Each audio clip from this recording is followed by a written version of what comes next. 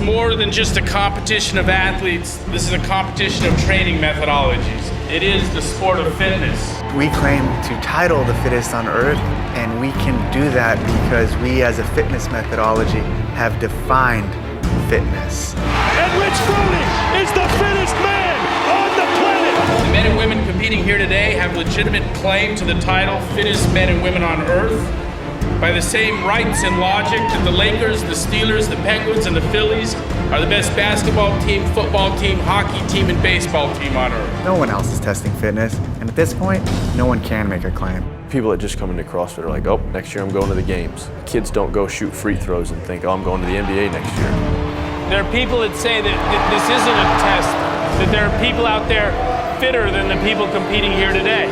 Great, prove it. As the crowd raises to their feet. You guys have for his final stretch! Dan is flying. And she is right to work on that The slate. energy in here is electric. It's going to be Sam Briggs. John Benedict gets ahead of him. Oh my goodness!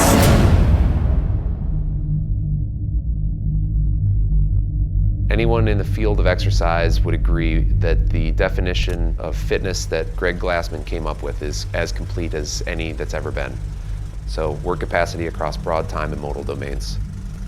It's as complete as there ever has been a definition. Fitness is your ability to perform. When we're talking about physical fitness, that means your ability to perform the given tasks using your body. Fitness is not just in the gym, fitness is outside of the gym. It's life. Anytime you find yourself saying, damn it, I can't do that, you have a hole in your fitness. I would explain fitness as an intersection of your basic ability to move other things, to move your body, and do those things in combination. It's that overlapping of ability that exists when you have the weightlifter and the runner and the gymnast. It's that part in the middle that intersects. And the bigger that part is, the more fit you are. Without an empirical definition of fitness, all claims to be the fittest are meaningless. Greg Glassman revolutionized the billion-dollar fitness industry when he defined fitness in scientific terms: measurable, observable, repeatable. A definition you could test. If you try and say you're trying to test for the fittest people on earth, I think that test needs to be wide, it needs to be quantifiable, and it needs to be streamlined across the board for all athletes.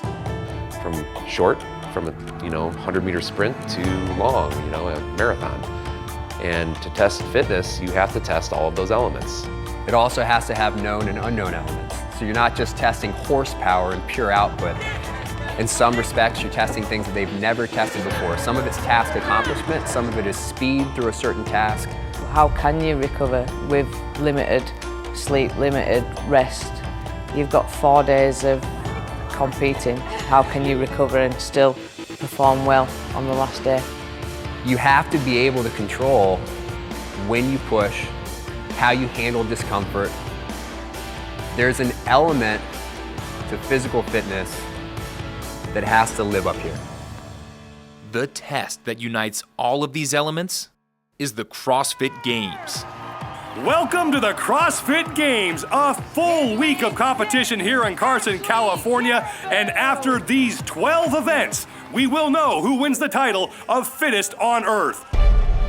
It didn't really feel like I was competing in the CrossFit Games. It was more about just going and having a good workout, and it's probably something I'll never get to do again, swim and jump on a bar and do some muscle ups. It was a little scary too, let's be honest here. It felt like doing bar muscle up on a wet towel. Anyone can go to a pool and swim laps and do med ball cleans. That's easy. You could take a med ball to the pool right now, your local pool, and do that. Most people can't go to a pool and get out of the pool and on the deck there's a rogue rig and do muscle ups. I think by introducing elements that you can't practice in a gym, it keeps the athletes guessing, it keeps the athletes interested, it keeps the spectators interested, it keeps the whole world interested when you're just a spectator. It's a necessary part of our test at the CrossFit Games. Could we do a test of fitness where we did announce everything ahead of time and well ahead of time? Sure. But for our theatrics and for our event and for our spectacle, it adds to all of that. It's more than just a competition of the fittest alive. It's performing art, it's theater.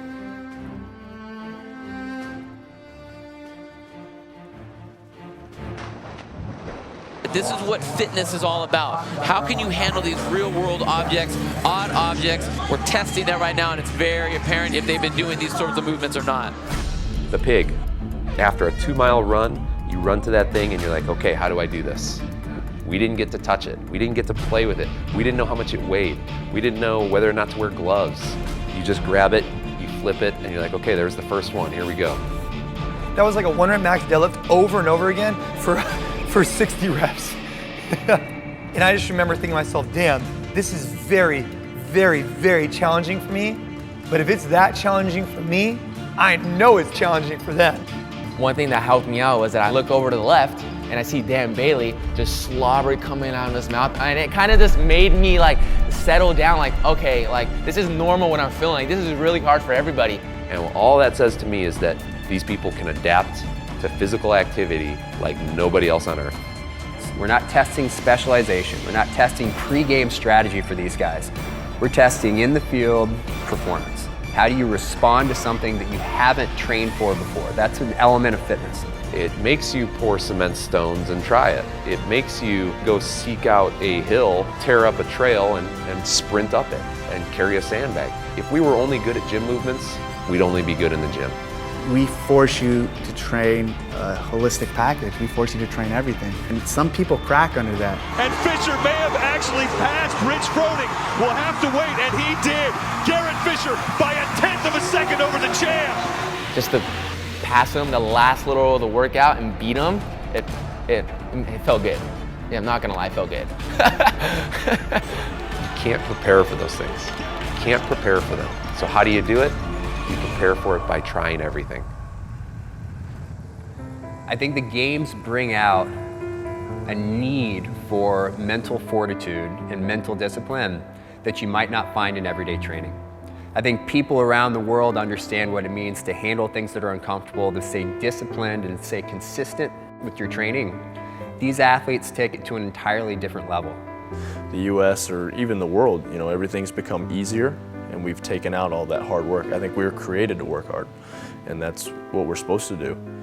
Whatever somebody basically thinks is impossible, it's being done right now, and it's being done by people who just don't listen to those kind of limitations.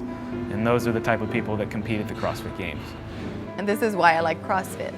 When you hit that wall and you tell that wall, get out of my way, and you just go through that pain, close your eyes, and just keep going. Regardless the lengths they go to prepare themselves, the director of the CrossFit Games always finds a way to exceed the capacities of the world's fittest athletes. The marathon row was the most miserable experience of my athletic career. Just mentally, just bashing your head against the screen for an hour and 20 minutes is what it felt like. After I finished college rowing, I told myself, I was like, I'm never going on that machine again. It's like a death machine. And then a couple years later, here I am, rowing a marathon row. So I think the row event was pretty cool. A lot of people disagree. Not only I knew this wasn't an event at all for me, also I didn't know if I would be able to keep going, and it destroyed me emotionally. And then that became my hardest game ever. I think from a spectator point of view, they're sitting there like, I wonder what this guy's gonna do. And I'm sitting there like, I wonder what I'm gonna do. You're really nervous, you know it's a 2K, it's kind of a sprint right at the start of the event. I don't remember exactly what the half marathon started at in meters at the time. You're sitting there like, okay, you're rowing at like, hard rate. You're like, is that 2K? As I'm pulling, I'm thinking, well, it's 21,000 something, but I don't know what it was, so I think I went all the way down. And probably rode hard for an extra 500 meters. So I just kept going. I kept going until I hit 7 minutes. Like, that, I have to be done. There's no way I can't be done. It was pretty much like a dogfight, having the screen up and seeing where you were placed in the pack. And so then after I got to 7 minutes, I took my pace from 1:33 whatever to about a 2 minute and 10 second. Just sat there, regained my composure for about a minute, and then once I felt like I was back on track, I dropped it to a 150. And I held that for the next hour. For you to take the top 10 finishers of the Boston Marathon and list them out, and then have another group list the top 10 VO2 maxes of the best guys in the Boston Marathon, they're not going to match up linearly. You have to run the race to figure that stuff out. Who's the best? Well, run the race. You can't do it in the laboratory. And that's the physiological difference between potential and capacity. Zigzag sprint, that's my jam. And it's time for the zigzag sprint, the 5th of 12 sport events.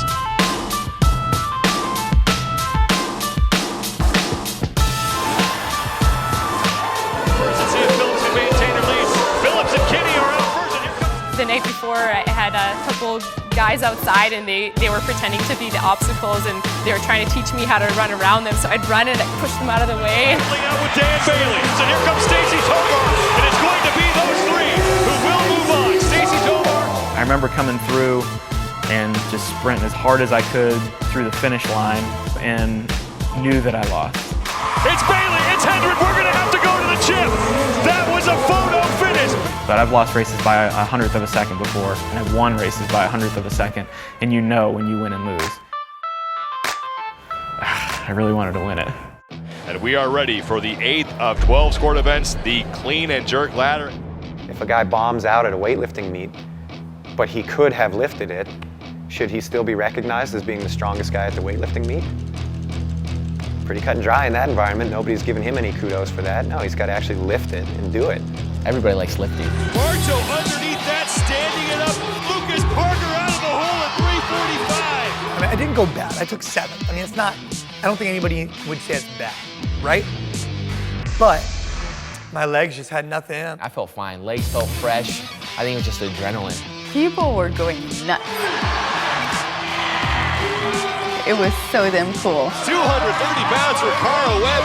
And the jerk even more solid than the clean stabilized. And I thought when I got out there it would start feeling a little lighter. It didn't. Still felt heavy. I mean, we had a lot of legs, but my legs felt great coming out of that squat. Previous PR was 315, so I jerked 315, then 325, and then only just made the clean at 335, missed the jerk. And my technique broke down because I didn't prepare well enough. Exhausted at heavy loads with a highly skilled movement. That's why. Being strong at high heart rate is something unique that we test and is very important in the real world and in determining fitness. No one else is testing fitness. Strongman events aren't, and they're not claiming to. Weightlifting's obviously not, and they're not claiming to. You look at a decathlete, some would say they're the fittest alive, but actually their claim is the best athlete in the world. And they really test 3 different domains. They test running, they test throwing, and they test jumping. Decathletes at the highest level are very strong, but in their events, in their 10 events, they don't test strength. Fitness is not a theoretical, well, I think I could have done that if things were a little bit different. It doesn't work that way. Fitness is what can you show me today? Keep your eyes open, guys. I think this one's going to go really quick.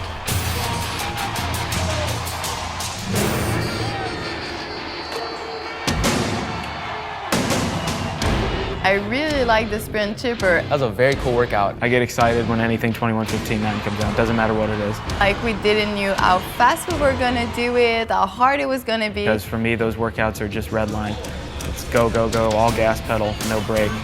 It was really, a big sprint against the watch and you couldn't think about what you were doing because everyone was going so fast. What I was thinking about was how that'd be a pretty stupid mistake if you drop the ball because you'd lose the event, period. I think I went out a little bit too hot, so by the time I got off the GHD machine, I felt very dizzy and almost like blown up.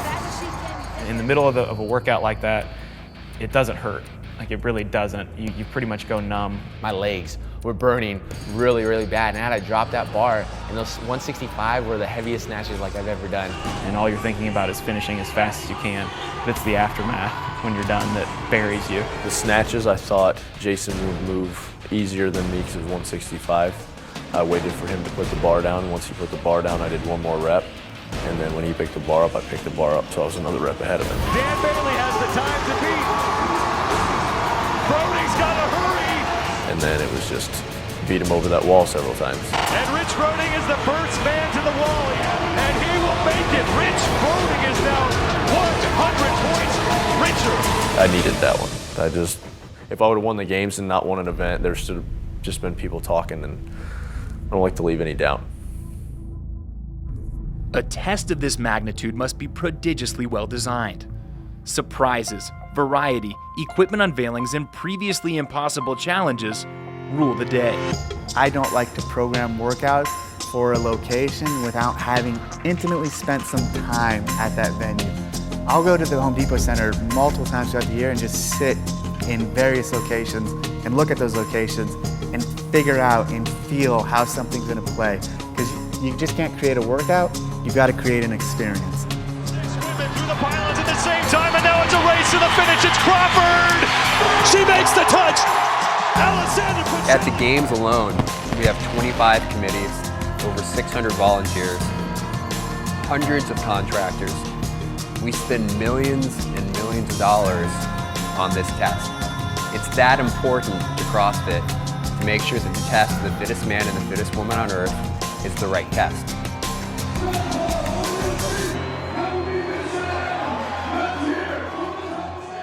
One of the things we have to battle with and struggle with is this need for the workouts to be so grand or written so big or such unique equipment. There is something to keeping everything basic and fundamental. You don't need to read a workout and go, oh my God, that looks so hard. The barbell, some high skill bodyweight movements, and the athletes are all we need to have a really good test. Yeah, the thruster rope climb got me. Thruster rope climb got me bad. So you guys didn't have to get fancy, and that's what I liked about this year's CrossFit Games. There was nothing that was so outside the box fancy. It was just straight CrossFit, and Naughty Nancy was a great example of that. Run, overhead squat, repeat, and it is gonna tear you up. Someone asks, hey, what's your favorite workout? And it is a tough question because it's like, what's your favorite kid? But this year, for me, the rope climb thruster workout. Simple, basic format, highly effective, and exposed a ton of weakness for a ton of people. We have to keep those events very, very secret so that we know that the elements that we're testing in the games haven't been practiced by those athletes. This was new, and now everyone who failed are never gonna fail again at that. You know, I don't regret that. I don't regret jumping up there because it took taking a chance and being okay with failing. And that's what CrossFit's about, right? You know, that's what makes people harder, you know, physically and mentally. So take chances. Go fast and take chances. We've traditionally been very good at doing a few things with the games, exposing people's weaknesses that they didn't know they have, and pushing people past the limits of what they thought was possible. That's why the test is so important, is that the test forces people outside the margins of their experience. Otherwise, these athletes wouldn't do that. Unless you're faced with something that you've never done before, you don't know whether or not you can do it. You have confidence you can do it. You've done something similar to that, but you don't know. A lot of these athletes don't know their potential yet and don't know where they can take it, and the only way you can get to that potential and increase your work capacity is with intensity. Michelle trying to stand it up, she's struggling. Something brutal that is that fun is when you pass your own limit and find yourself in a position of achievement. That's how you beat the other girl. That's how you go to the CrossFit Games, competing almost desperately to go and win. At the games, we're programming for the best, and we're programming to test the fittest. Guess what? If we pick a weight like 405 and one or two people can't do it, that's appropriate. And unless you have a test that forces you outside that level, forces you outside of your comfort zone, you don't really know. Great example, 100-pound dumbbell at the regionals. I lifted it up for the first time, I was like, damn, this thing sucks. I couldn't even get it. Jason Khalipa, one of the strongest CrossFitters, doubted himself in doing that, and then he had one of the fastest times ever. You put something out to the public, and you think it's doable, and it is doable, you just gotta get there. By the time the regionals came around, I was smashing it. You know, I think that's what separates a games athlete from a non-games athlete. They don't really listen to the limitations. They find out what the limitation is and say, well, I'm gonna step over that line today and see what happens. There's so many hidden secrets to the human body that we haven't unlocked that, you know, I'm not going to put any limit on my body, and nor should anybody else. I have been at, perhaps you could say, the top of the game for the last 7 years, and I'm only getting better every day. That's crazy. I mean, I'm PRing all kinds of stuff all the time. You know what I mean? Like, it's bizarre. It's bizarre to me. It just blows my mind. After my first year, everyone was telling me, when more people are gonna get involved, you're gonna be out. And then the next year, when more people are gonna be involved, you guys are gonna be out. Better athletes are gonna come. And it's not happening. There's only one common denominator there, CrossFit. You know, those people are extremely fit individuals, obviously. And that's what's cool, is how many tests have they been through and how many times have they proven how fit they are.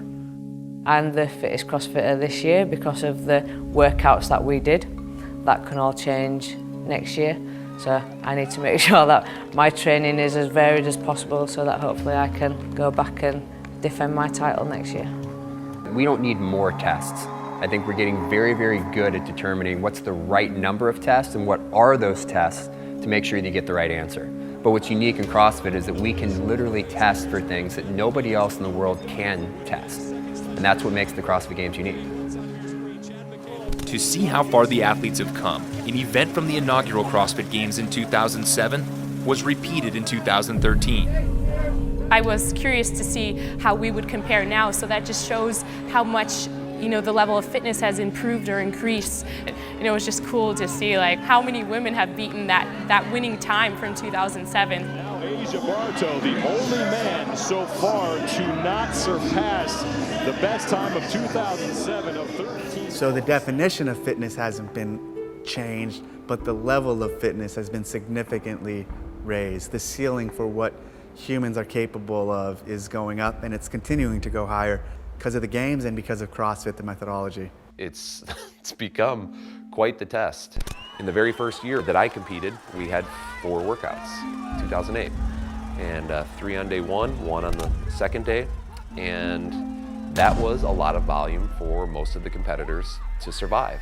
What people are doing in 2007 to be the fittest person alive, the capacity that they had is very different than the capacity of what people in 2013 are able to do to be the fittest alive.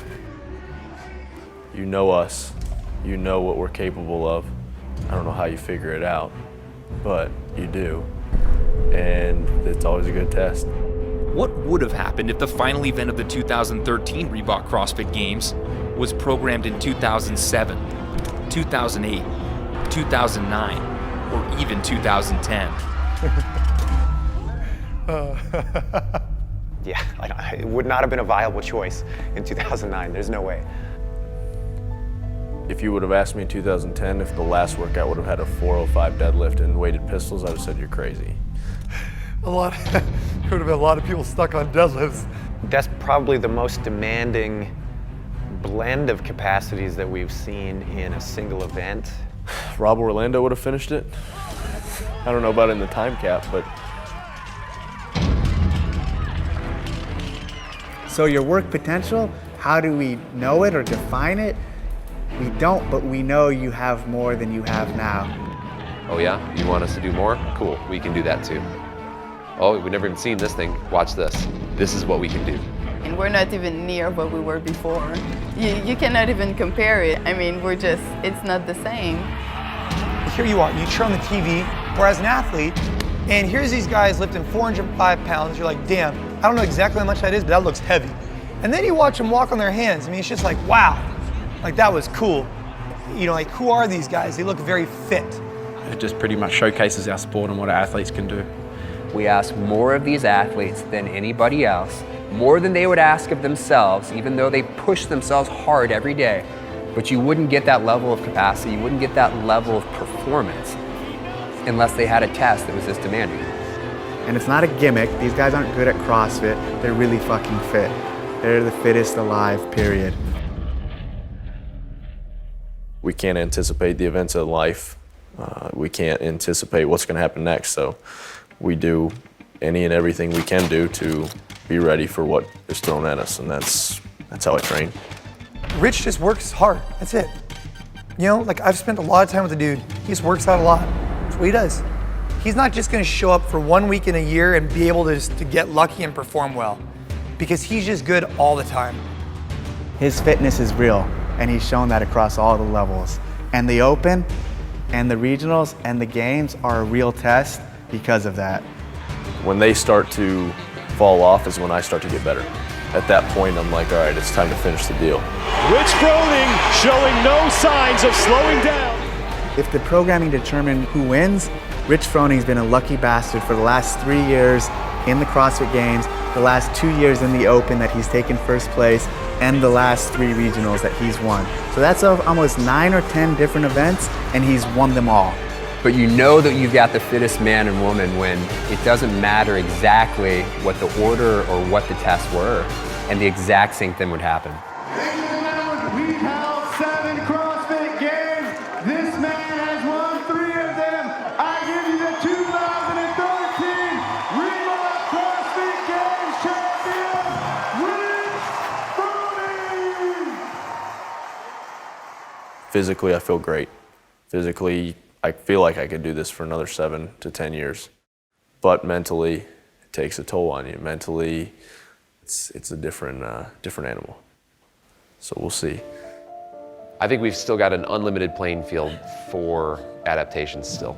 I think that people are going to get stronger. I think they're going to get faster. Will we see somebody with a sub 5-minute mile and a 500+ pound back squat? Yes. Will there be lots of them in 10 years? Yes. We've seen heavyweights, we've seen endurance stuff. I think the next evolution is really complex gymnastics. So like planches, iron crosses, freestanding handstand push-ups. I think CrossFit is single-handedly going to prove what the human body is capable of doing in multiple different domains. And that's what's cool about this. It's a big experiment. There's no one way to train for this. What the athletes are all doing is training constantly varied functional movements at high intensity. What that looks like in application varies across the board. That's our next generation. I'm so excited to see all those little girls kicking some butt and being muscular and all of that.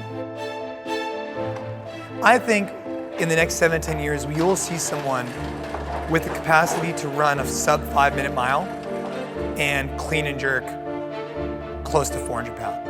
I think you'll see it. They're all gonna have 300-pound snatches. They're all gonna have 600-pound deadlifts. They're all gonna run sub 5-minute miles. They're all gonna have sub 2:15 Frans. They're gonna be phenomenal. Gonna be phenomenal. It'll be fun to watch because I'll be watching at that point for sure. I don't think we're gonna win marathons. I don't think we're gonna win Olympic lifting competitions. I think people are gonna catch on to, wow, that dude just lifted a lot of weight and he can run and he looks good. Wow. Look, I was a Navy SEAL for 12 years. And if you were to say, how would I create the ultimate Navy SEAL physically? It would be through this training program, and it'd be someone like Rich Froning. And this program does that. It builds superheroes. It builds real-life superheroes. And in 2020, we'll look back and say we were just in 2013 scratching the surface. We were just starting to understand what fitness really was. And I just hope that we don't look back and go, hey, we were sandbagging it. We weren't asking more.